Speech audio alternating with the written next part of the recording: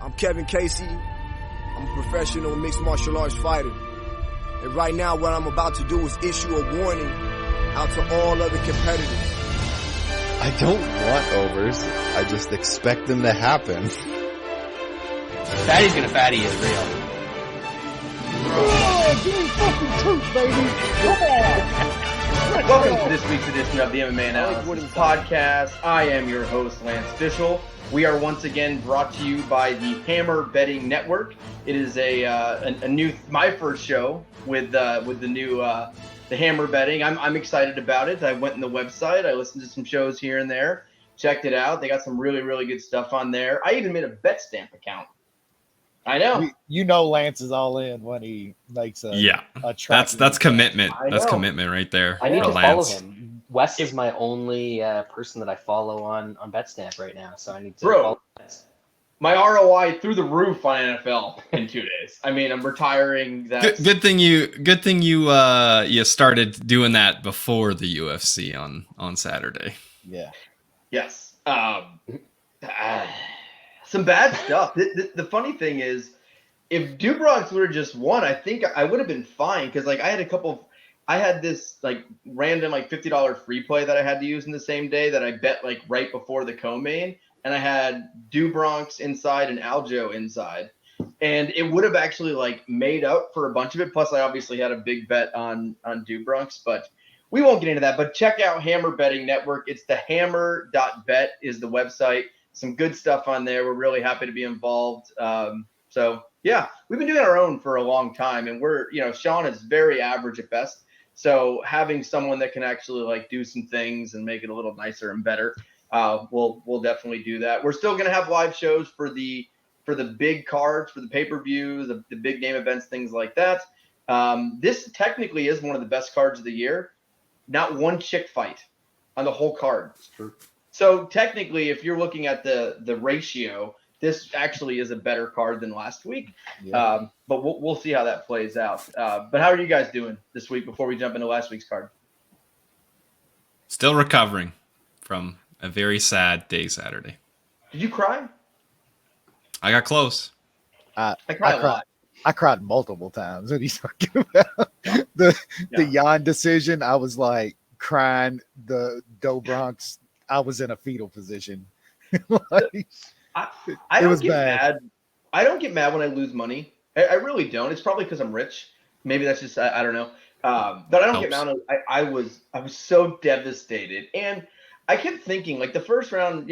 Obviously the Dubronx fight wasn't going well, but I was it never goes well. You're never worried. Yeah, you're never worried. Yeah. And then he stopped the takedowns early after that, and I know he had the wrestling figured out, and then just did nothing. It was pretty concerning.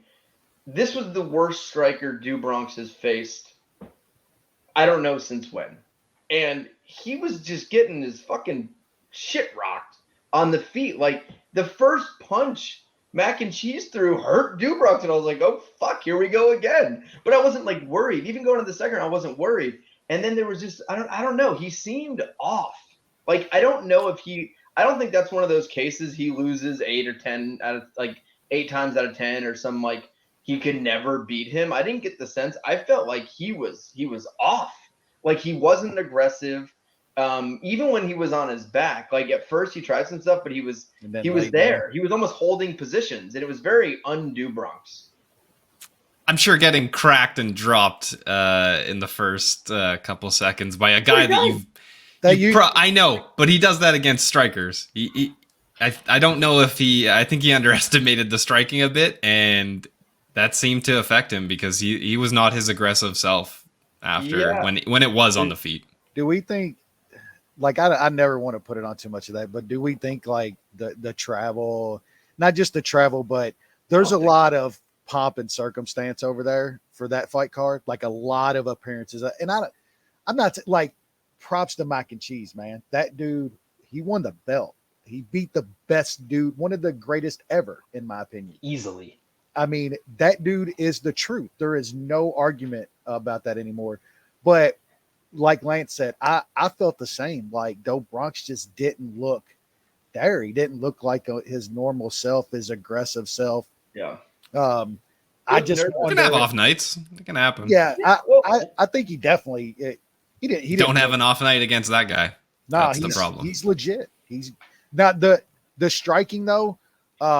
You can see all those years with Javier Mendez over at AKA is absolutely paid off because he looked better. His striking has never looked that good, and not just like the fluidity and it being very technical. The power he landed on Do Bronx, like Do Bronx always get a little rocked and stuff and recovered.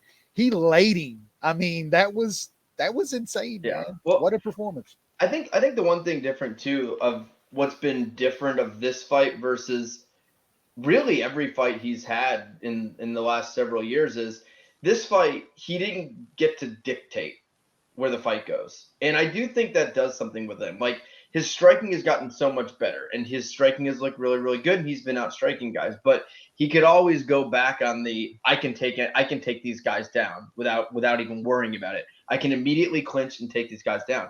This was the first time he was fighting someone where it's like sprawl and brawl, keep it on the feet. Well, do whatever you can to keep it on. At one point, he pulled Mac and Cheese down at one point. And it did not work out. Wasn't a good idea. Mac and Cheese was on top of him, throwing shit down on him. I think he was kind of like, "Oh fuck, this just ain't the same type of dude on top," I think he realized pretty quickly to win this fight, he's got to kickbox him. He's got to knock him out. He's got to do that in the feet. And it was really the first time he's ever had to do that. And who knows? I mean, I think if they rematch again, I don't think Do Bronx is going to be completely outgunned. I think it's a different game plan. I think it's a different style. I think he was a little too careful. Berserker Do Bronx is how we got the title.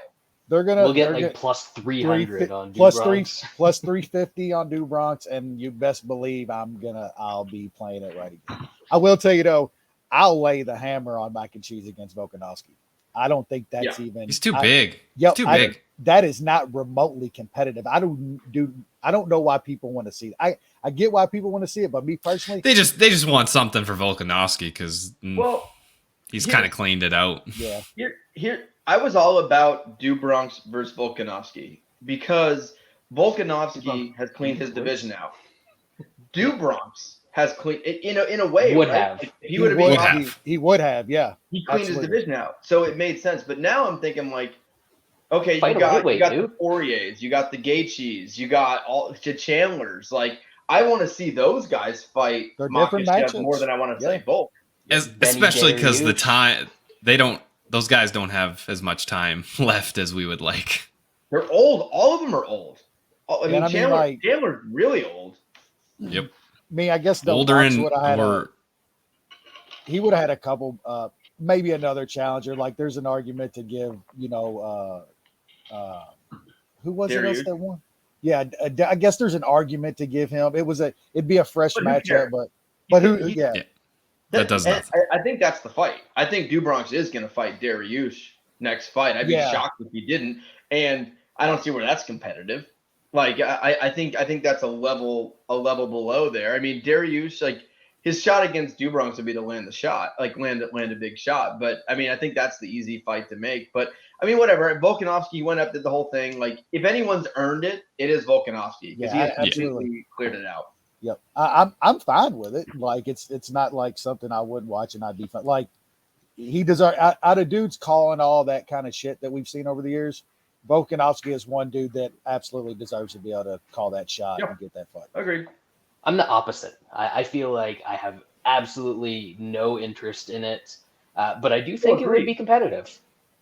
You never know, man. I mean, if Volkanovski win, that's a crazy win on his record. Yeah, then he legitimately gets to start talking about some pound for pound all time shit. If he beats that dude. Like, even like Do Bronx. Like, Do Bronx would have got to talk some all time fighter shit if he beat Mac and Cheese.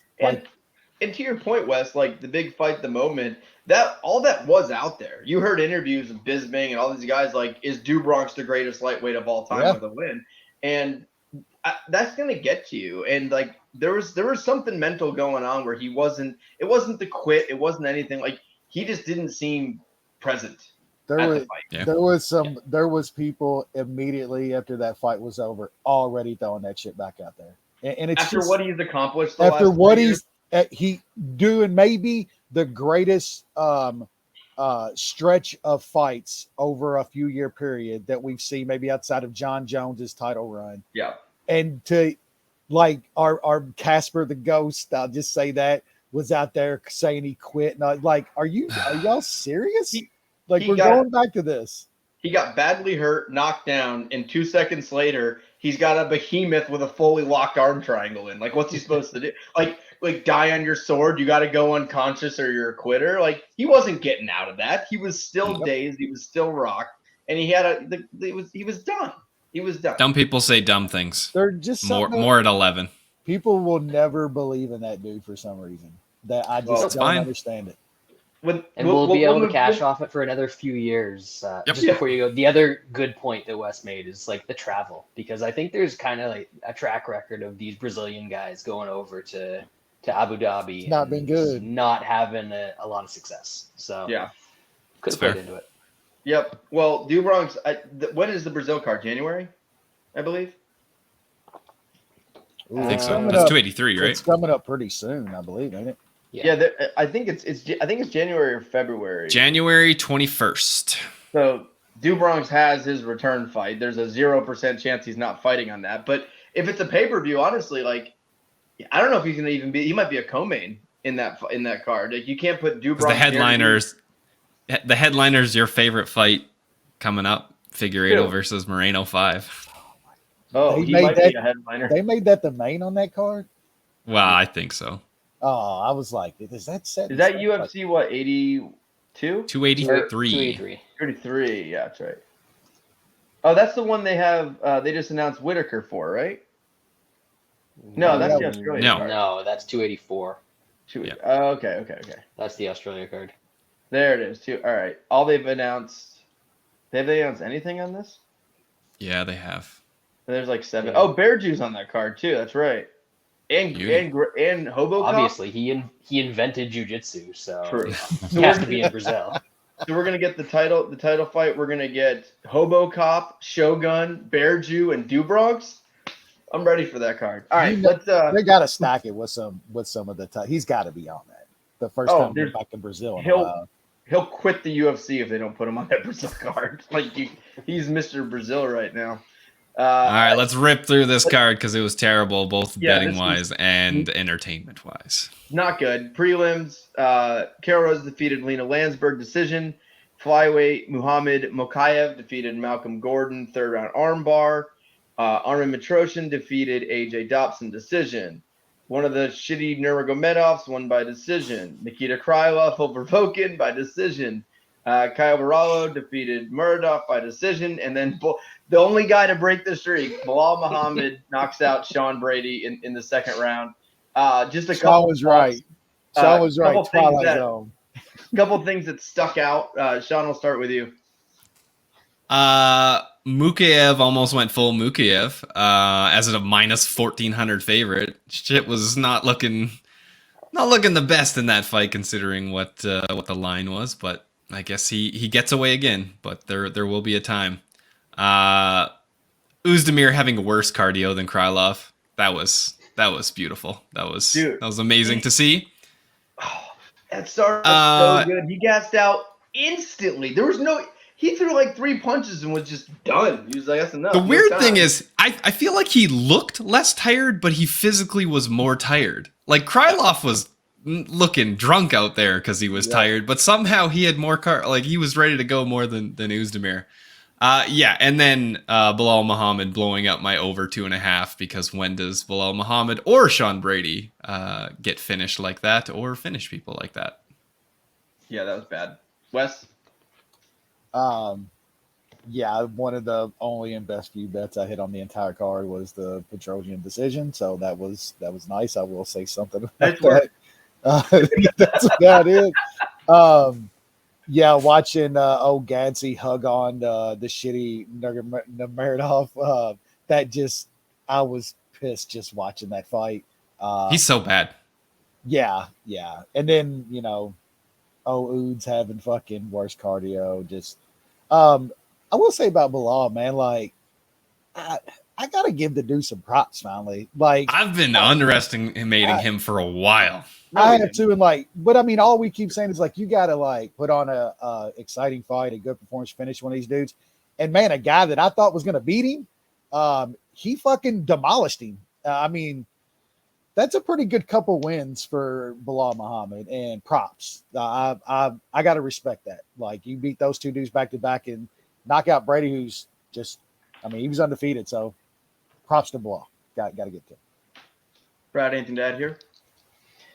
Not really. It wasn't the most exciting batch of prelims to look at, and it certainly didn't play out as the most exciting batch of prelims. So I think we'll have a shot to fade Mukayev pretty shortly, because the wrestling is all he's got, and there's a lot of dudes at flyweight that can scramble and get back to their feet. So we'll see what happens there. And yeah, Bilal, calling out your boy, Brad.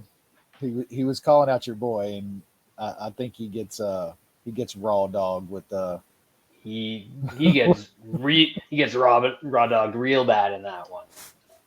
No lube. Yeah, I don't have much to say of the prelims. I missed the first couple. I got to go back and watch those. We had a soccer game, so I was a little bit late there. But just underwhelming overall at the prelims, and then you went right into the pay-per-view that you give money for, and then it was you start out with Mook. This being one of the most anticipated cards of the year. If you look at like how it was versus what you were looking forward to, it's got to be an F-, I would say. And I know if Dubronx would have won, it would have been different for us personally, but yeah, not good. Nothing stuck out on the prelims, I would say, outside of the title bouts. Literally, a dude blows his shoulder out that's been injured for months. Apparently, they let him fight. Which pretty much wasted a title fight. That was on the card as well that you paid money for. Yeah. So moving up to the main card, Mukagian versus whatever the fucking chick's name is, won by decision. Just on fire. Absolutely brutal. Darius versus Gamrot. I think this was the only bet I cashed on the main card, I believe. This is it. You were the only smart one, because none of us was on that side. I cannot call myself smart after that card and then you move up. Shaun O'Malley, I guess, defeated Peter Yan by decision. And the thing with this fight is people are like, oh, it was close. It's not a robbery. It's not a robbery. I know MMA media members, whatever. 26 of 26 MMA media scores said Yan won. So 26, not bettors, just 26 people watched that fight out of 26 and said Yan won. How is that not? I don't care if it's close. If everyone saw it the exact same way, close but clear, that's one of the biggest robberies we've seen. I don't care what anyone says. When every single person you have talked to during the fight, after the fight, said Yan won, but it was close, and Yan didn't win, then it's one of the worst decisions you'll see. It's nothing to do with betting or anything like that, or my deep fucking hatred for that Shaun O'Malley. But if everyone scored it the same way except two of the three judges, that's a robbery. Pretty sure he closed like minus 800, minus 1,000 or something. Yeah, might have been like steeper than that on live lines. I mean, media, the gambling lines, everything, that all tells you what. And the fighter. I don't know if you saw that's the most telling part, dude. The O'Malley after that fight is the most telling part of any of it. He didn't think he won. And the craziest part is he had that reaction after literally the best performance of his career. After the cards are raised. Great. Yep. That's a problem with judges, though, and we've talked about it for years. They score. I think they want to score like a close second round, or like a dude overperforms his expectation. And it's a bad thing in the MMA community too. That's I know people on Twitter do that. I would hope judges don't take that into consideration, but we could. I think they'll score a close second round for the guy that was down to, especially if they know that who's the underdog in a fight. I think that happens from time to time. Not saying it, all the time and positively, of course not, but that was bad. That was a bad robbery. When the dude that won the fight is literally like, I don't, and now he's like 2 days later, he's on the internet like, I don't know what y'all talking about that I didn't win that fight. Shit, like, motherfucker. I mean, he has to say that. I mean, that is his I would have respected him a whole lot more if he was like, it was close. I probably didn't win it. I need to get better. I'm glad. They'll never say that. No fighter will ever say that. Well, I think I think two things outside of like what happens because of those judges. One, no one's talking about how fucking amazing that fight was. It was by far the best fight in the card. It was high level. It was just tremendous. The card needed it. It was a dead card, and it woke it up. And it was a great fight. No one's talking about how great the fight is. Two, O'Malley getting the decision, I felt harmed him more than losing the decision. Yep. Going to the cards, all I saw on Twitter and what I thought myself was O'Malley is way fucking better than I thought. That kid, he fought great. He can fucking take a shot. He can dish it out. He is 10 times better. After the fight, all everyone's talking about, he didn't win that fucking fight. Fuck him. If he would have lost, that would have done just as much, if not more, for his stock than winning a bullshit decision. Because now the narrative isn't how great O'Malley looked. Everyone's talking about how Jan got fucked. And it wasn't not just O'Malley saying he didn't his reaction. You just look at all the tweets all the fighters saying like this is bullshit. Like all the fighters were vocal of like that was a bullshit decision. You're taking people's livelihood. Like I saw 50 tweets from fighters saying what the fuck was that? Dana's boy got the decision. That's what it really.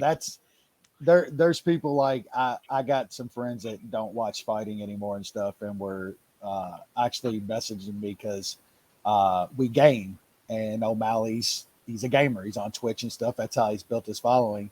And they were messaging me like he's talking all kinds of shit. Like today, I'm finally seeing this. Like, was it a robbery and stuff like that? And I was like, yeah. I mean, it was pretty terrible, and it kind of looks it looks different to just the casual now. It's like no, it's like he was given. And then there's the narrative out there now. Like, that's their boy. That's the UFC's boy. It was probably fixed. Like then you get the fight fixed and stuff. Which I've seen fixed a lot. I've seen people say that aren't fans. Like, and that it's a bad thing. It really is. And it sucks because that was the first time I ever felt respect for O'Malley's game. Yeah. I was blown away by O'Malley's performance. Both dudes should have won coming out of that fight.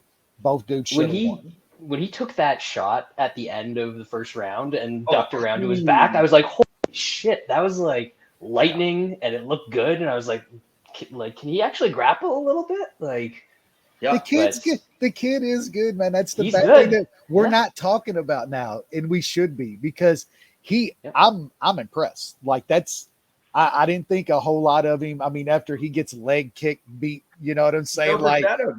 Like we dogged the shit out of him after he lost by leg kicks and shit. And then now you can't talk about the improvement and how good you think he can be. You're talking about somebody getting robbed. And he's gonna have to do his next fight over 5 rounds. He's gonna main event against a really good guy, right? Well, the funny thing with this whole thing is the UFC said before the fight that it was a number 1 contender fight. It was for a winner gets champ. Yep. They said winner gets the champ, right? And then after the fight, that went away because all backpedaling that shit. That's the worst stylistic fight you could ever imagine for O'Malley. So one, he's not getting the title fight because they don't want him to lose again, right? They want to keep the rise. But the most amazing thing I saw out of everything, and did you guys see the rankings come out today? Yeah, he's number 1. O'Malley jumped 10. He jumped Cheeto Vera. He won a robbery over Jan, so he jumped the guy that beat him by leg kicks. And I know we don't like him, but he jumped Merab. Why would he jump Merab and Cheeto by winning a robbery? And that's the funny thing. The same media members who all said he didn't win the fight bumped him to number 1 over those guys. Because Dana told him. Well, you'll hear the UFC rankings are dumb. We know who is voting on those. It's dumb. Yeah, they're. And now Cejudo's going to get the title shot. Apparently, no, it's not happening. It's amazing how this card absolutely destroyed the best division in the UFC.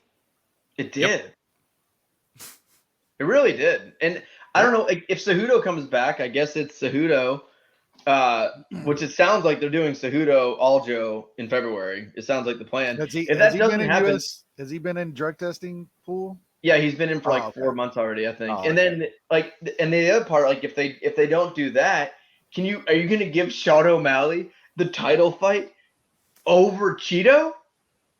Like, can you do that? Maybe they do a rematch. Well, that's what people are saying. Is it Cheeto O'Malley #1 contender with?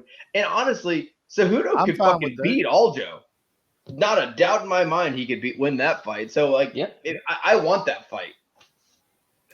So I mean, he could, but we'll see. That dude's been out. I mean, is Aljo going to take Cejudo down? I mean, who knows what Cejudo is? Probably. Like that dude. Aljo can jump on anybody's back.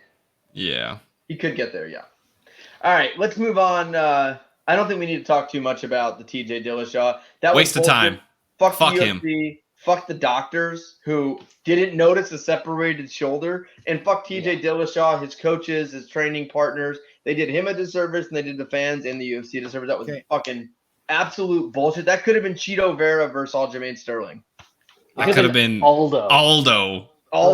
Yeah. Yeah. The only thing I'll say there, if that ain't like a big thing for like fighter pay, like in any other sport, that dude wouldn't have been forced to go take that fight like that. So one of his training partners, or someone said he trained. Cub Swanson. Cub, yeah, he said he couldn't lift his arm above his for like waist. 2 months. Yeah, it was popping out and shit. Like and you're fighting Aljo? that dude shouldn't have been in the position to where he needed a check so bad to where he had to go fight with just a blown out steroids shot. Are expensive. Some of that is his fault. He did test lost like all his money. And come on, I don't give a shit about none of that. So. I know, but I know. I get it. All I know is that after that card, my bankroll is emptier than TJ Dillashaw's shoulder socket. Move on. That was I was the Adrian Broner gift after that night. I'm getting cooked. Like it was bad. You know, it kind of is fitting. Over the years, we've made more money on Bronx than every other fighter probably combined. So the night he loses, I think all four of us had one of our worst nights of all time. Ever. Yep.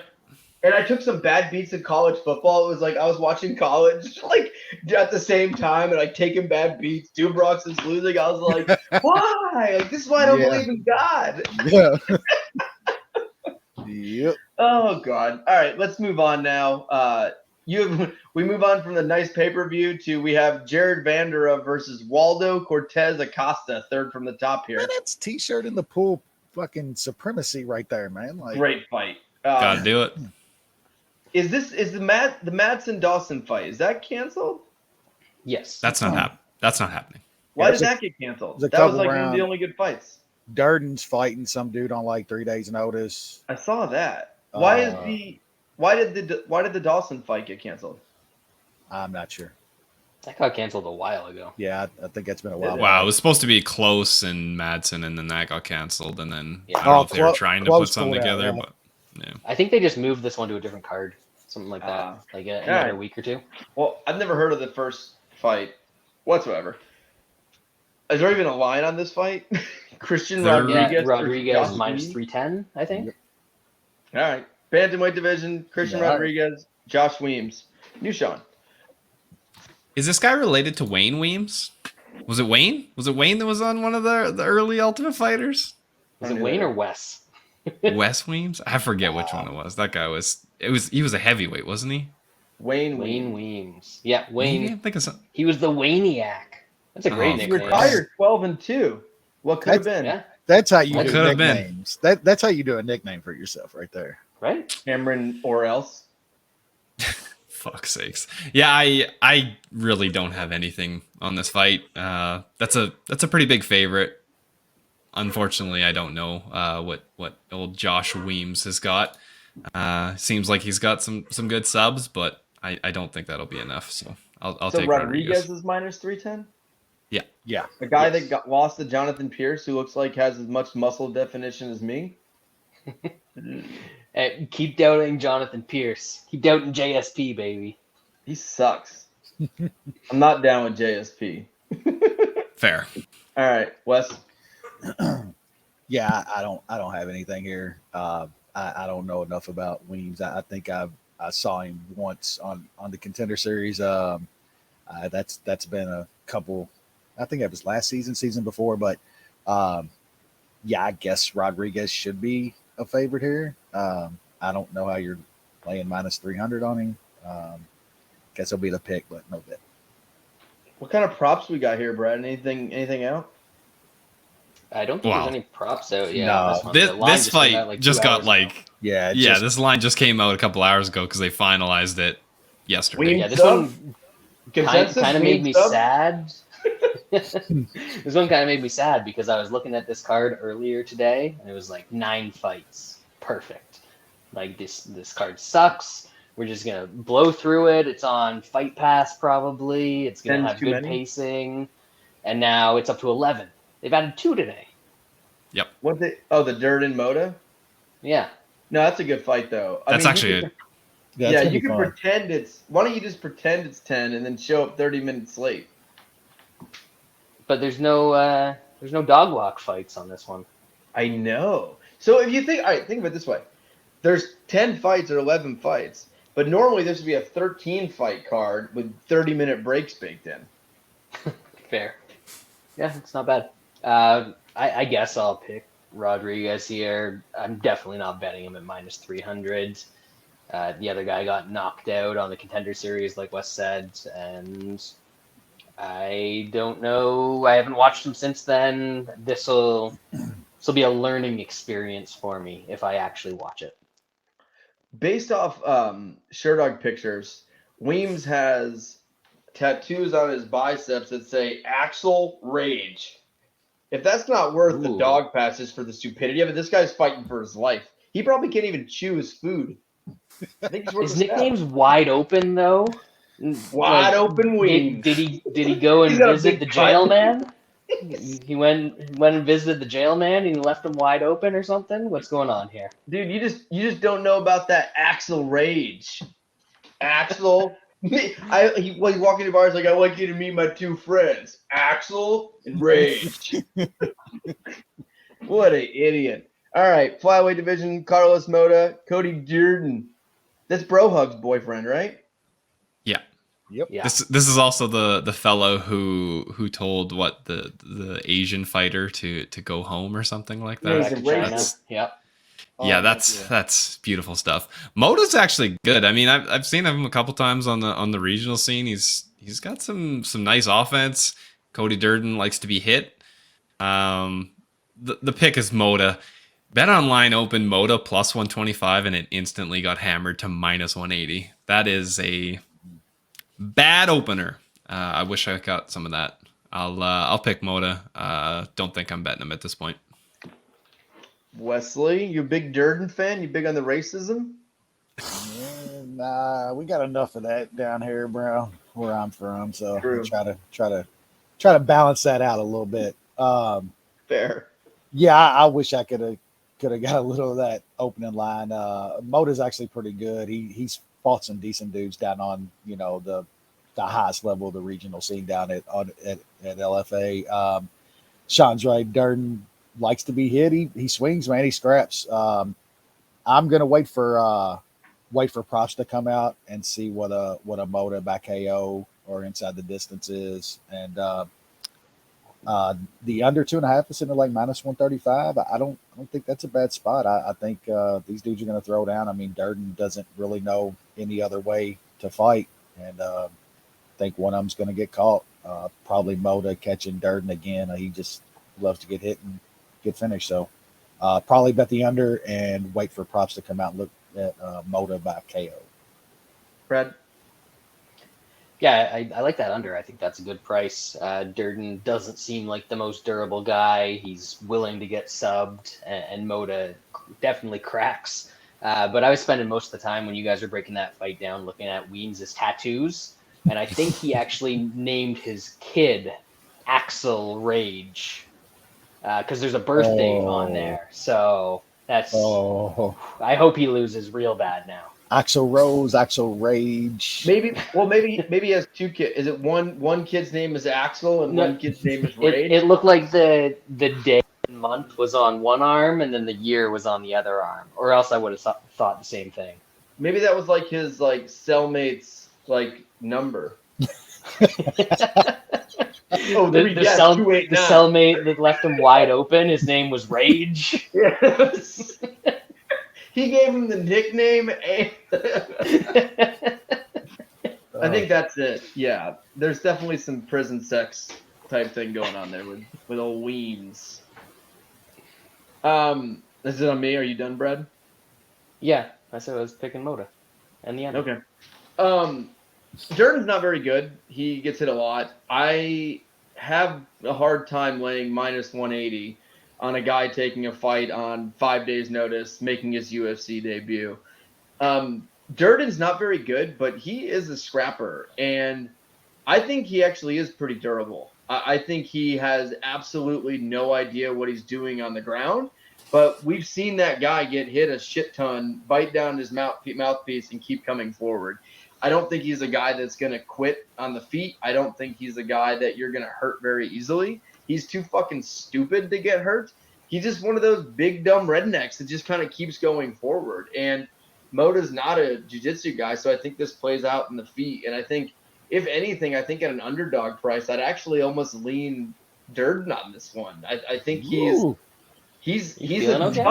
a tough, dumb son of a bitch facing a guy that is not a grappler on 5 days' notice, and it's the kind of guy that Durden would do well against. He's gonna fight him, and Durden does pretty well in those crazy little fights. That doesn't mean I'm gonna bet Durden. I'm probably gonna pass in this fight, but I would have played Moda if it was a slight dog, and I'd probably play Durden if it goes up a little higher. Sorry, I know he sucks, but come on, I made sense. All right, featherweight division: Chase Hooper, Steve Garcia. Shaun. Steve Garcia is very bad. But should anybody on the UFC roster be -2? Should Chase Hooper be -250 against anyone on the roster? I'm not sure at this point. I know he showed a bit of skills last time. He's had some bad performances. Even that Peter Barrett win, he kind of pulled that shit out of his ass.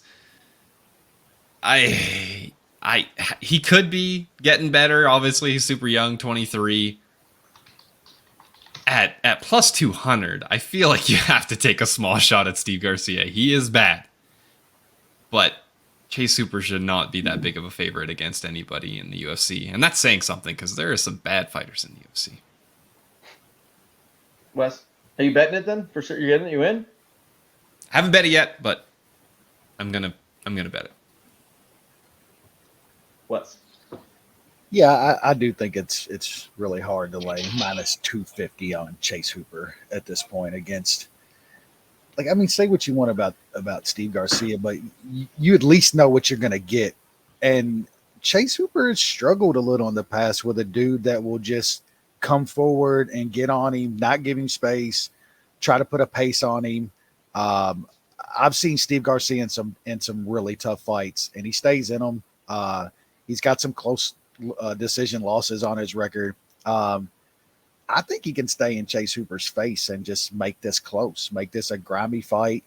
At that kind of price, it's probably worth a little shot. Garcia by decision is between +500 and +600. That's something I'm looking at too.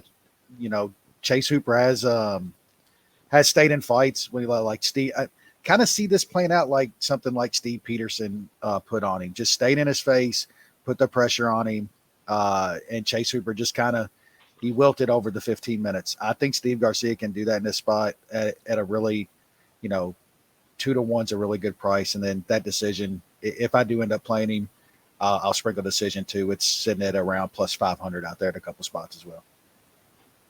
Brad. Yeah, I don't get this. I thought the Chase Hooper hype was dead and gone long ago, and we weren't going to get any more chances like this to fade him. But +200, Chase Hooper's basically fought since he crashed and burned as like a hot shit prospect. He's basically fought bantamweights. And Garcia is a pretty big lightweight. I know he's fought at featherweight before, and he's coming back down to featherweight for this. He's going to be way bigger and way stronger than Chase Hooper. So Hooper has one shot to win this fight. It's quickly jumping on his back and finding a rear naked choke. If he doesn't do that, I don't think he's going to have success getting takedowns. If it's on the feet, Steve Garcia is not good, but he's going to move forward and throw punches, and Hooper is atrocious on the feet. So I got to go with Garcia, and I love that prop that Wes just said. Garcia by decision, because for all of, as bad as Hooper is at all of the various aspects of MMA, he's just take a whooping. He can take a whooping. He does. Yep, he does. Yeah, I like Garcia here. Hooper, he doesn't have enough wrestling to be as just absolute terrible he is on the feet. You said, Brad, Garcia is not a good striker. Anyone is a good striker standing next to Chase Hooper. He has no idea what he's doing. Like, I've never seen anything like it. Like, we saw some of the Brazilians come over, like Dubrov's early in his career, Demian Maia, guys like that, these jiu-jitsu guys who can't strike. Hooper not only can't, he can't even like attempt to throw a punch. Like, it looks like this was day one of his like Taibo class, is kind of like Chase Hooper's striking style, and he doesn't have any wrestling to go with it. So he's not able to take anyone down unless that Peter Barnett fight, he instigated that because he just wanted to get cut, apparently. Chase Hooper can't just take someone down. He doesn't have good enough wrestling. I think Garcia's fought enough and done enough where he can keep the fight in the feet. And I think on the feet, he can just pressure him, punch him, throw, do whatever he can. I think he's going to be more aggressive. And I do think it's probably more of a decision than knockout. But Hooper just gets in these weird positions where I think it's going to depend on the ref when he starts getting knocked out. When he's like spinning like a Ninja Turtle on his back and he's getting like hammer fisted in the face. I think some of that stuff we'll have to kind of see what happens. But I do like Steve Garcia here at this line. So this will be Munich pick of the week. Munich back. It moves to 786-2, and it's brought to you by the Human Fund. Money for people. Yeah, stop being an anti-Semite so much, Kanye. That's why I had to do the Seinfeld Chucho. All right, let's move on to the middleweight division. Who's up? Jun Young Park versus Joseph Holmes. Turtle. All right.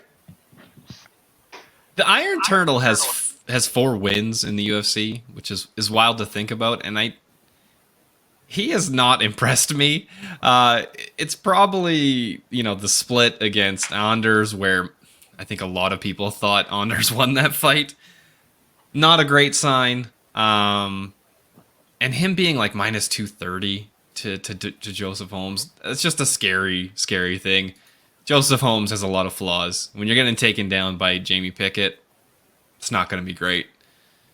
I think the Iron Turtle probably wrestles, gets this guy down, and bores it up on the ground, and that will be enough to win the decision. Wes? Yeah, Park wrestling decision. I'm not betting anything on this fight. Brad? Same. The only thing I would add is that the over seems kind of cheap here. Over 2.5 minus 150. I think that Park does win, and there's basically no chance of him getting a finish. So it seems like you got a little hedge there in case Holmes takes his back and backpacks him for a couple of rounds, because that seems to be Holmes' best / only good position. Yeah, I'll pick Park here, but not going to be betting this one unless. What was the home sub prop as a stabby? Home sub is plus 750, which that's not been bad. bet. It would open plus 1200. Yeah. So there's some other people liking that. That's correct movement, I would say. Yeah, plus 750 is not bad. I mean, if Holmes wins, probably getting a neck, choking him out, and Park's not that great. He's been sub. I'm just saying, maybe a few shekels on home sub. That sub loss doesn't look as bad now as it did then, based on the guy that was too, though. Yeah. Yeah, and Shave Cat. Yeah. I mean, those guys are pretty good. Yeah. Still, could be worth a little stab. All right. Let's move on. Heavyweight division. Whew. Now we're talking. This is the dog walk. Andre Arlovski. Oh no, I'm riveted. Only for Lance. He doesn't like to be tortured. This man doesn't like to win money. The dude in this fight is making more than all of the rest of the card combined, and probably all of the last card combined. And there won't be a single second of excitement during his entire. It's really. I certainly hope so. All right. Yes, exactly. Marcus Rogerio de Lima, you, Shaun. Yeah, we can only hope for there to be nothing happening in this fight because that means Arlovski's winning. I think it's going to be scary. De Lima is still throws some hammers early on. It's kind of sad that his quitting has stopped. He was a really fun guy to bet against, whether live lines. As soon as the guy he's facing survived round one, you can just pretty much bet the other guy inside the distance. Doesn't really happen anymore. I don't think it happens here. Arlovski is not in the business of hurting people too much these days. So I think Arlovski can mix it up, survive, hopefully doesn't get his nose turned into another right angle early on. And then he just starts to put volume on De Lima. And I think he eventually just runs away with the second and third round. And we get our classic Arlovski decision. I'm going to be playing him straight. Him by decision is like plus 275. That's worth a sprinkle if you're going to play Arlovski straight regardless. No, just take him straight. Yeah, I mean, Arlovski's like, what is it now? 1, 2, 3, 4, 5, 6, like 6 out of 7 Arlovski decisions at plus money, all of them, his past 7 fights. Like we know what's going to happen here. This is another dude. It's just another setup, man, for Arlovski to be worrying about the first round. You know, the day's going to come. Hopefully, it's not Saturday to where these dudes are going to get Arlovski out of there in the first round. I don't think this is the guy. You'll worry a little about the first, and then the second and third, Lima slow down. Arlovski land 10 punches and win the round, and he'll do the same in the third, and we'll get another Arlovski decision. It's like plus 200, decision plus 275. I would look around too. I'm sure Brad check that price later in the week at that split decision bet, because we could absolutely see a split decision here. Like Arlovski's had a few of those in his past 6 wins as well. So some close rounds he's in. Yeah, he's going to land 10 punches, and the judge is going to be like, did I just see De Lima land, 2 Arlovski decision? It happens. It's going to happen again. Arlovski's last win by finish, 2015 against Travis Brown when he pimp slapped the shit out of him. One of the best KOs ever. Yeah, 7 years. Now he couldn't finish the fucking. That's crazy, man. Love it. Brad. So the lines on Arlovski, tell me if this makes sense. You got plus 175 against Felipe Lins. I get it. Lins was like coming over after the PFL. Plus 300 against Tanner Bozer. That was stupid. Plus 200 against Aspinall. That was, I think a lot of people were on the Aspinall side in that one. Even money against Sherman. Even money against Felipe. Slight favorite against Jared Vandera. Even money against Jake Collier. And now, after winning those last 4 fights, even if you think he didn't win, they were super competitive, he's plus 200 against Rogerio de Lima. This guy? The dude that has 3 minutes of cardio in him, maybe? And he's not going to take Arlovski down repeatedly. I know that he won a fight against Maurice Green where he got a bunch of takedowns, but not going to happen against Arlovski. And he's going to slow down in rounds 2 and 3. So if he does not get the knockout in round 1, and guys who aren't good don't knock out Andre Arlovski in round 1, he's going to struggle with volume.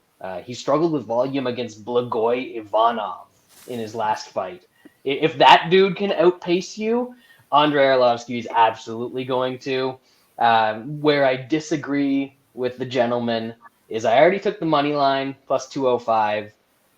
Arlovsky round 2, Arlovsky round 3 are like plus 2,000, plus 2,500. I gotta do it. You're just throwing bad juju on the whole deal though with that, man. Like, but it's not even lined as a fatties or anything like that. It's over 2.5, like minus 160. Brad's here. really trying to bring back De Lima quitting, because if he might, like, I don't know how that's going to happen with Arlovsky decision in play here. All right. Yeah, I like Arlovsky here, which is rare for me. I usually don't. I bet against him on Aspinall. Usually I just pass on Arlovsky fights and I don't watch them because it's so bad. But really, De Lima's got a round, and that kind of fits into Arlovsky's style where he'll keep it close round 1. He's going to clinch him a bunch. He's going to push him against the cage, be a little more active, and then I think that volume goes up for Arlovsky down for De Lima in the second and third round. I honestly wouldn't be overly shocked, Brad, if he did get a finish in this fight. De Lima, the reason he hasn't gassed as bad after round 1, hasn't been finished like he has in some of these fights, is there hasn't been a lot of pace and a lot of clinching and wrestling. I think or De Lima swinging the hammer being on top. I think Arlovsky's style it confuses people, and then he clinches you and holds you and pushes you, and yeah. It happened. So I like Arlovsky in this one at plus 200 or plus 190, whatever it is. So this will be the consensus bet of the week for this week, which 2 prelims, knockout Munich consensus. Good to go. All right, let's move on now. The last prelim of the night. We have middleweight division.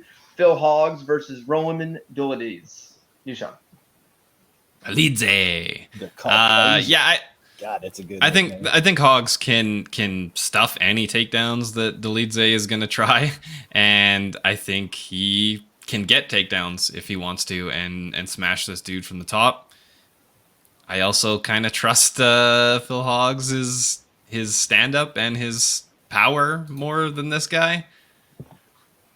He probably shouldn't test that though, because his chin is definitely a liability. So if he's smart, he takes this guy down, smashes him on the ground. I think that's his best path to victory, and I think he does it. So I'll be putting him in a small parlay. Plus, Dolidze killed my boyfriend. Yeah. The Dukakis. We did not see that coming. That was a weird result. Lots of money on that one. Knocking him out in like a minute. That was sad. That was very sad. All right, Wes. Yeah, I still want to believe in the just incredible skill set of Philly Hoggs, man. Like you can see it. The dude is so talented, man. It's just can't see it right through his shorts. Yeah. They definitely got to make a special set of venoms for that guy. It's proven now that chin's a little shaky, and I will say Dolidze he cracks a little bit, man. So I do think Phil could get takedowns in this fight though, and could get off some just insane ground and pound here. I think he can put a whooping on Dolidze, man. You just got to worry about him getting caught, and that's about it. That's about it in almost every Phil Hoggs fight, though, man. Like the dude's usually going to be way more talented than the dude he's fighting. At this kind of price, I think it is worth putting him in some kind of small parlay. I think the line stayed kind of steady. I think it's getting a little better in some spots. I think like MGM, it's starting to drop a little bit. So I'm going to watch it a little bit, just see where it goes. But he's definitely going to be a parlay piece in a pick here. I just think it's a decent matchup for him. And man, I still want to believe. I want to believe in the Philly Hoggs. Brad? I wish I could be in line with you guys. And when Shaun was naming off those things that he trusts now in Hoggs, I was hoping that he wasn't going to say chin, which he didn't. And I was hoping that he wasn't going to say cardio, which he didn't. Because those are enough to keep me away from betting them here. I think he wins, but the line that's looking at me the most when I'm scrolling down the list here is Dolidze TKO is 500. And I don't think it takes a lot to hurt Hogs.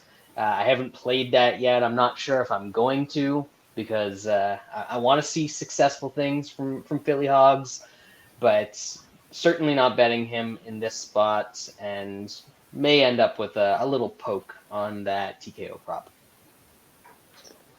Yeah, I like Hogs here. I mean, come on. Simple enough. Big shock.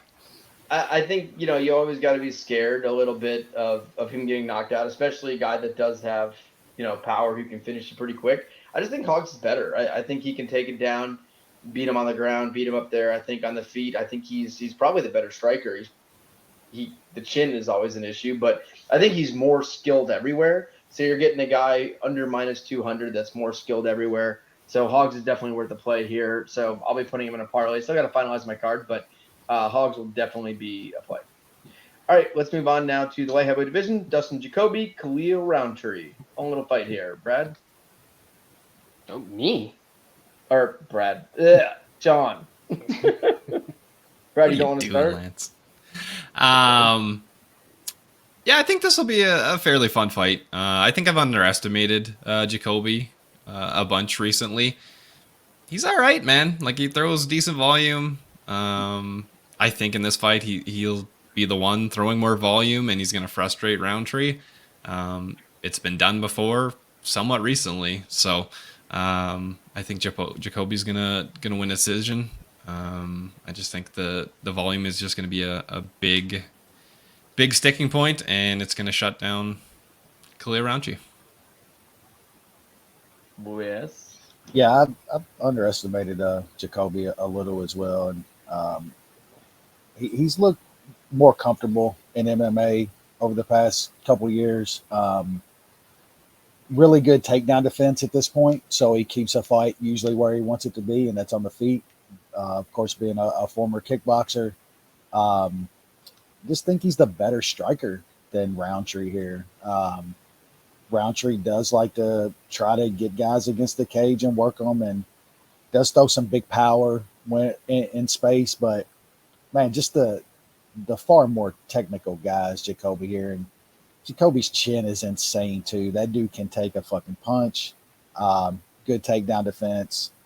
Yeah, I think he can win some rounds here. Roundtree, you just never. I bet a lot of Roundtree unders, and the dude seems like he goes chunks of fights where he's just slow and not throwing anything. Those are parts of rounds that Jacoby can win because he's always going to be pumping out a jab, a 1-2. I like him by decision here too. Jacoby decision is plus 275. I think that's a pretty good price. The over 1.5 is like minus 138 at one spot. It's around minus 150 at most places. I think this is going over 1.5 as well. I think that's a good look. So like Jacoby by decision plus 275.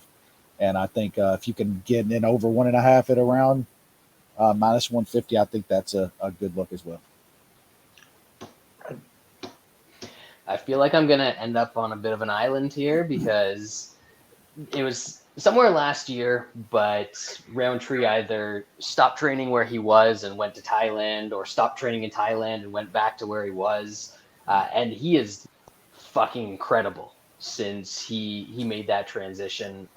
It seems like he's actually taking MMA seriously and putting everything he has into it. That was after those like retirement talks and in 2 or 3 actual retirements, I think.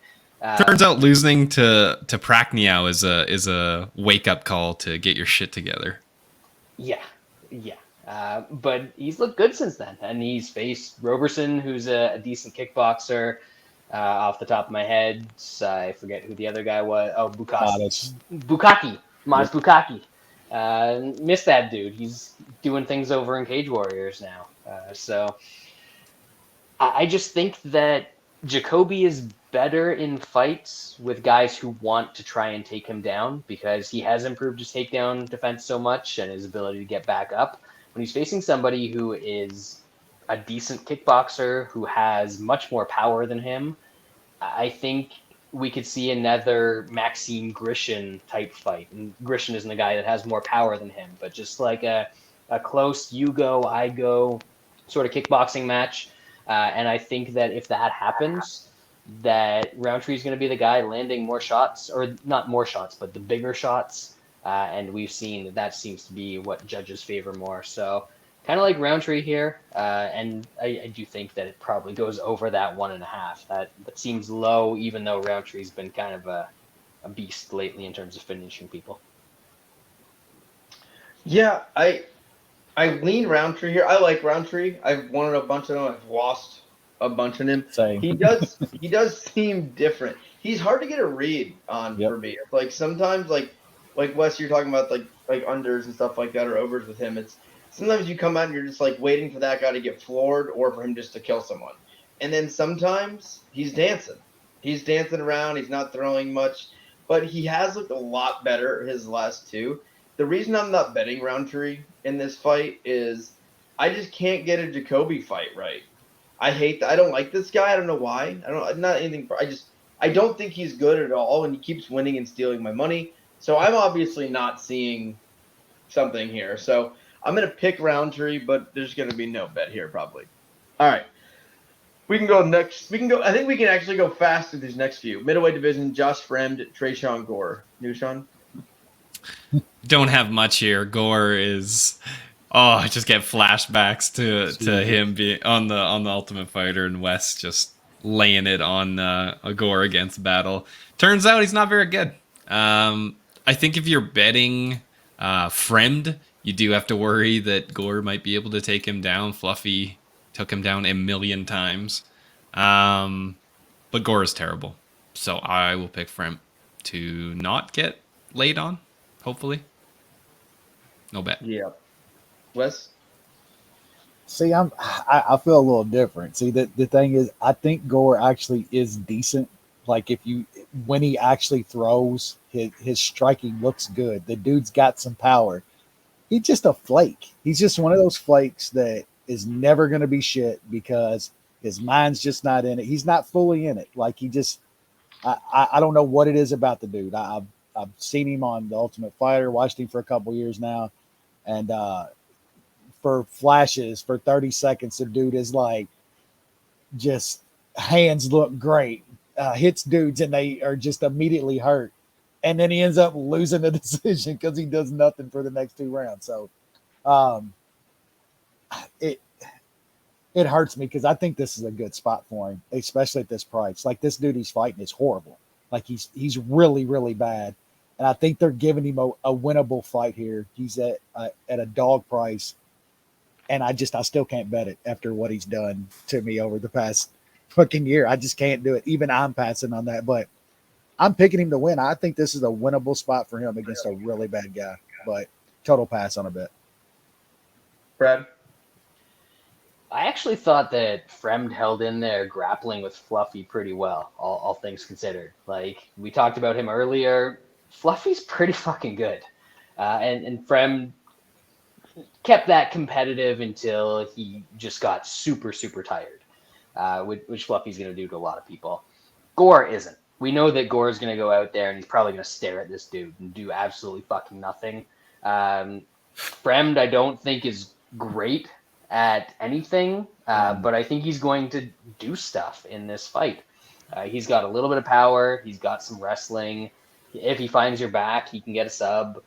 I threw him in a parlay at -170 because if you give me a chance to fade Shaun Gore at a decent price at this point, I'm going to have to take it. Yeah, I looked at Gore knockout, which isn't available everywhere, but it was plus 285. 275 now. Yeah, I looked at it too, man. I'm just trying to talk myself away from all of it, dude. Trying not to do it. That's not great compared to the money line. No. Well, I don't think he's winning a decision. I don't think he's winning at all. He might not. If I was going to do Gore knockout, small or nothing. But, I mean, it's plus 150 on the money line and plus 285 a knockout, which I think that's probably the only way he wins. So if you're going to bet Gore, I'd say knockout. But Gore isn't good. He's not good. I think he's what's that fucking guy? He's Czech Congo. he looks like he walks in there, he's gonna fucking murder people. When he looks all good, he looks the part, all that, and then he's shitty. Like, because you look at this guy and you're like, fuck, he is jacked. He just doesn't do anything. He doesn't do anything. Doesn't do anything to even be shitty. He just doesn't do anything. It's like, he looks like Tarzan, fights like Jane. Yeah. It was like, do you remember when Chick Congo first came out? We're like, holy shit, new heavyweight champion. Yeah. Like, look at this fucking guy. I mean, he was the originator of the hog analysis. Like, Yes. All right, let's move on now. Heavyweight division: Jared Vanderaa, Waldo Cortez Acosta. Shaun. Yeah, not much here. Jared Vanderaa bred is not good, and now he's getting finished by Chase Sherman. That's not a good thing. Is Where's Waldo good? Who knows? But I bet you he's better than Vanderaa bred. So I think if you play this, you got to go classic. You got to go Fetties. The other gentleman will talk about that. Whereas Waldo has won a couple fights, and they've definitely gone way past 7.5 minutes. So it's possible. Wes? Oh, this is getting sloppy. Like, this is getting sloppy with the Vanderaa bread to slop it all up. Yeah. Fatties here, absolutely. I can't go as far as what I think Brad's going to go, but I do think this could go 15. Like, you just worry about Vanderaa at this point getting finished late. Like, for some reason, he makes it almost all the way there and finds a way to get finished late in fights. But I think his cruises over 1.5. I really like a Fatties here. It's probably one of my favorite bets on the card. Brad. You know I'm going Fatties here, but I'm also going with the Vanderaa bread. I'm not sure if you've seen, if you've been to Boston Pizza and you've got that appetizer, but once you actually pull the bread off, there's so much grease left on the plate. This fight's going to look like that. It's going to be horrible, sloppy. I remember Where's Waldo's Contender Series fight, and he just had this little short dude. I think he was about my height at heavyweight, just walking forward into all of his punches. It was pretty easy for him, but he still managed to fall into the clinch for 2 or 3 minutes before he managed to find a finish. So if he does that with a guy that's his size, they're just going to end up there. If they get into the clinch, it's like a black hole. They're never getting out. Round's over. Fatty's going to hit. But Vanderaa is going to win that clinch. He's going to hold him against the cage. We're going to take some over 1.5, some Jared Vanderaa bread, and some Vanderaa decision plus 450. It's going to be a beautiful sight to behold. Yeah, like the opposite of everything that Brad just said. Vanderaa, he's terrible, and this guy's on a Did main I say card. He wasn't? This guy's on a main card after getting beat 4 in a row, including getting finished by Chase Sherman, and finds himself 3 from the top. There's certain things I'll never understand. Why is this guy in the roster letting on the main card? He got finished by Olnick and Sherman in his last 2 fights. I think Waldo just absolutely runs fucking right through him. I think I like, my favorite bet in this fight is Waldo inside the distance plus money. I really like that. Vanderaa I don't see him going 15. He's awful. And at this point, the guy's fucking done. He's done. Seriously though, backs against the wall. The only dude that ran through Vanderaa though is Olenek, and that's because Vanderaa took him down himself and got choked out. Good. The rest of them is all flown over 1.5. Everyone. I think Waldo's a little bit better than a lot of these fellers. What? Romanov and Spivak and Olenek. No, I'm talking about the guy I'm talking about Sherman, Olnick, Justin Taffa. Yeah. Most of the guys. Vanderea's gone over 1.5 with some decent dudes too. I'm not playing the under. I'm playing Waldo inside. It could be You disagreed with everything I said. Besides the under in there. No. All right, let's move on. Co-main event: Tim Means, Max Griffin. I got amazing these two fights. All right, Shaun. We talk about bangers of headliners, main events. There's been some banger co-mains recently that this is top of the line here. Yikes! This one low-key or high-key? That being said, Tim Means is fun to watch. He's usually in fun fights. I know there's not always finishes and stuff like that, but usually it gets a little wild in there. How these guys match up, I think this is going to be, for the most part, a stand-up fight, and it's probably fairly close. Griffin has close fights with a lot of people, so I could see this being, a 29-28 either way fight. A lot of close rounds with not too much happening, but just a little bit of striking. So I think it's worth a shot just with how close this is going to be on Tim Means. He's plus 155 right now. I think that's worth a small stab. Wes? Yeah, Griffin wins fights against dudes that he can get out of there. And I don't think he can get Tim Means out of there. And in fights where he can't get guys out of there, he ends up losing decisions because he blows the last round, second half of the second round in the third round. The dude fades bad in every single fight where dudes take him to the decision. So yeah, it's at this kind of price, I think it's probably Means or nothing in this spot. I was hoping for a little more on Means here. You still always have to worry about the miles on Means and the age and all that at this point, but he still looked pretty decent. I know Kevin Holland just put on an insane performance against him. I'm kind of throwing that out because I think Holland is actually really good, and against a guy like Means, it was a really good matchup for him.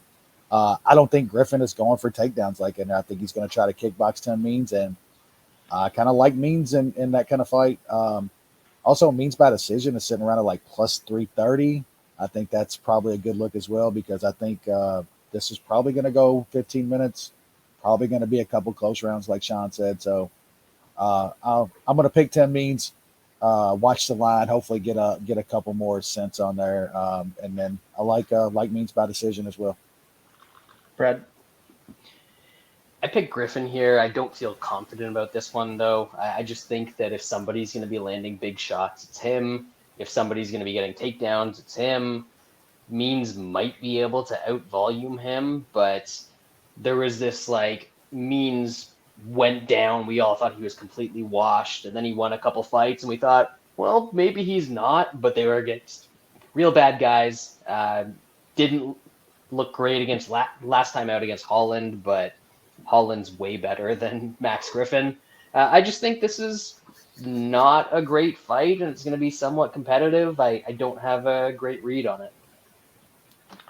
Yeah, Means is tough for me because sometimes just with his length and everything, it just gives guys fits on the feet. It's just hard to kind of expect, but I don't know. Means is 38. He's coming off a loss. He had that nice winning streak, and then it's a loss, and it's like he got a big fight, right, with Kevin Holland. Now it's back down. He's fighting, Max Griffin. I don't know. Max Griffin, I think, is going to be the stronger guy. I think if Max Griffin needs to, he can drag this fight, either clinch, take him down. I've been leaning Means. I've kind of talked myself out of it the last day. I've almost kind of gone completely on the other side, thinking of Max Griffin here. I think the control is going to be a big factor here. Griffin's not going to get into these brawls that Tim Means does well in, just throwing blind and all that. I just don't see him doing that in this fight, and I think he's going to keep it close and kind of take away some of that length. So I'm going to tentatively pick Max Griffin. Doubt I'll bet this fight, but possibly. But yeah, probably goes to decision. All right, last fight, main event. Finally, Calvin Kattar versus Arnold Allen. Great fight.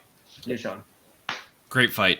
I don't really have I don't have a big lean on a side here. I think this is going to be a close fight. Kattar obviously throws more volume, but he gets hit a lot. Allen throws less, but also gets hit less. It seems like when he does throw, they probably are more damaging than what Kattar's going to throw. So I think there's going to be rounds where Allen lands a couple big shots and Kattar has the edge in volume, and judges give it one way or the other. And then there's going to be rounds where Kattar throws more volume and Allen doesn't really land any big ones. So I just think this is probably going to decision. I think it's going to be a close fight. I guess I'll pick the dog in Tao's Master just because I think it's a super close coin flip kind of fight. Wes? Yeah, it's a really good fight. I've liked watching Arnold Allen here over the past couple of years. The dude's become a really, really good fighter. The difference in this fight for me is going to be volume, though, and pace. I just think Allen's got to land some really big shots on Kattar to take some rounds. He's not going to – if he hurts or knocks Kattar out, I'd be shocked. Like if Emmett wasn't knocking Kattar out, I don't see Arnold Allen knocking Kattar out. And in that kind of fight, when it's probably going to be 25 minutes, man, like you got to think Kattar's going to throw like way more than him. Now, could Kattar get into something like he did against Emmett and give away some rounds and stuff? I mean, that's a possibility here, but I'm hoping that he learned from that last fight, just his very last fight, that, you know, he's got to be on it every round and putting that output out there. And I think if he does that, he can get a few rounds here on Allen. I mean, if Allen lands something big and hurts Kattar, like, I mean, props to him. If Kattar can't be hurt by Josh Emmett, I don't think Arnold Allen hits as hard as Josh Emmett. And that's just kind of how I look at the fight. This kind of number on Calvin Kattar, like, I get Arnold Allen's good. Man, look at the level of competition. Like, he's fought some decent dudes. He's beat the dudes he's supposed to beat. Kattar is fighting like the top of the food chain. Man, at this kind of price, at even money I got to take it. If he loses to Arnold Allen, props to him. I like Arnold Allen. This would propel his career tremendously, but I got to go with the guy that I think is the more technical striker that's going to throw more volume and who I think has an absolutely insane chin. Brad? Yeah, we kind of make fun of Giga on this show because he looks like a bird and people think he invented a kick, but he's dangerous. I think he's more dangerous than Arnold Allen. And Josh Emmett is definitely more dangerous than Arnold Allen, and he can wrestle too. And both of those guys made competitive fights with Kattar because they were able to actually match his pace. I don't have the numbers in front of me because I'm not a nerd, but they each threw like 300 or 400 strikes in those 5-round fights. Arnold Allen has never been 5 rounds. He's never thrown a lot of volume. So he absolutely needs to have huge moments in this fight. If he doesn't do that, he's going to lose rounds. And against a guy like Calvin Kattar who can eat shots from Josh Emmett and keep coming at you, and a lot of people still think he won that fight, I think that's going to be tough for Allen. So I'm on Kattar here. I took some plus 100, but it looks like I was dumb and should have waited because there's a lot of Allen love out there, and I probably could have got a better number. I'm going to go opposite of you fellas today. I actually hit my max bet on West betting Calvin Kattar, though. So I hit that, so I'm already in the positive. You knew that was coming. Yeah, every fight. I've been on Kattar a lot too. I really like Calvin Kattar. There was something about that last fight. I don't know. There was something about it. Just like the pace seemed a little bit less. He was getting hit. Like, he always gets hit a lot. I don't know. There was something about that Emmett fight that I left that fight thinking, I think Kattar's he's almost done. Like, I don't know why. I don't know if it's the wars he's been in. He's been hit 8 million times. He's 34 years old. He got his shit fucking kicked in by Max, and then he loses and gets hit a bunch by Josh Emmett. In his wins, he usually gets hit a little bit. And I think this guy is an old 34. And he doesn't have that exit to do any wrestling or anything like that. Arnold Allen is an extremely strong individual. He doesn't have the power of Josh Emmett, like one-shot power, but he does hit hard. He's fought very talented strikers like a Youssef, guys like that. And I don't know. I think Allen's just a younger, bigger fighter, and I think it's more his time right now. I think Kattar's a 34 going on 43, and I think all that damage is going to keep adding up.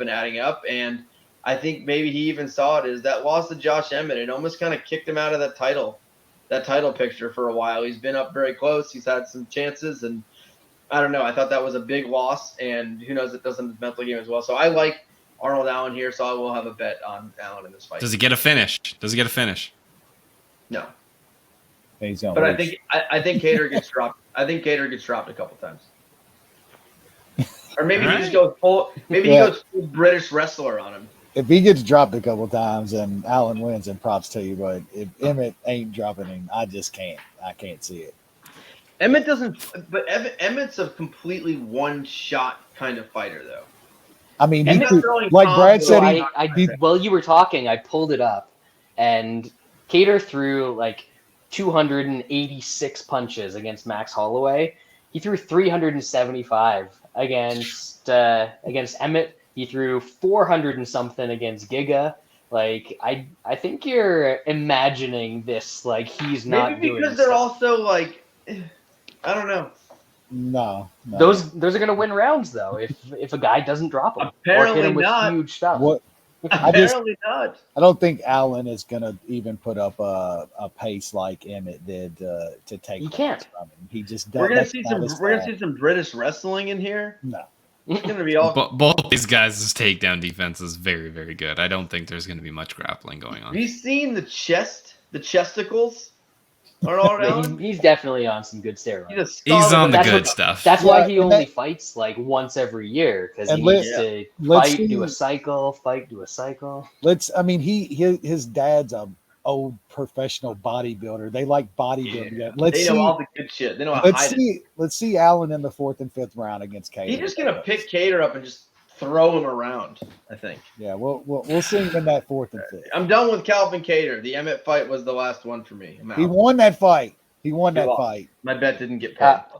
I have over 2.5 with Fremd is plus 128. That was the parlay for me here. Yeah, I looked that over 2.5 is probably good parlay material. Yeah, because I kind of like Kattar by decision. It's like plus 270 or something like that. Well, boys, we better enjoy this card because next week is very bad. It can't be worse than this, I don't think. It is. It lost Bryce Mitchell versus Evloev. So do you know what our main event is?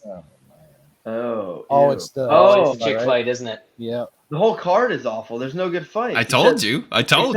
Except Chase Sherman, Josh Parisian. Oh my god. Oh, that's good. No, that's number one contender. Oh, this fight has no. Oh, the Jailman fights next week. What are you talking The about? Jailman fights next week, so that's going to be the highlight of next week's podcast. Because we are way over the time we tried to get to. We're not even close. We failed miserably. Thank you all Anderson for listening. There you go, Anderson Silva. Thank you for listening this week. Hammer Betting Network, check it out. We're very happy about the partnership, and we will see you guys next week.